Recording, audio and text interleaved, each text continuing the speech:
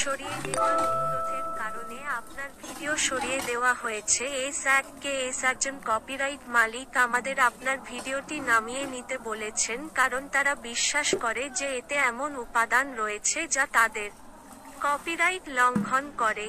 আপনি যদি 3টি কপিরাইট স্ট্রাইক পান, তাহলে আপনার অ্যাকাউন্ট, যেকোনো সংশ্লিষ্ট চ্যানেল সহ, বন্ধ করা হবে। আপনার কাছে এখন 2টি স্ট্রাইক আছে, তাই সাবধান থাকুন।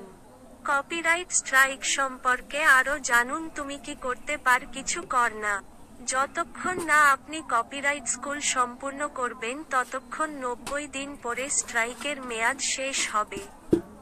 এই সময়ের মধ্যে আপনি এখনও ইউটিউব ব্যবহার করতে পারেন। ভিডিও মুছে দিলে স্ট্রাইকটি সরানো হবে না। প্রত্যাহারের অনুরোধ করুন। আপনি সরাসরি দাবিদারের সাথে যোগাযোগ করতে পারেন এবং তাদের অভিযোগ প্রত্যাহার করতে বলতে পারেন। পাল্টা বিজ্ঞপ্তি জমা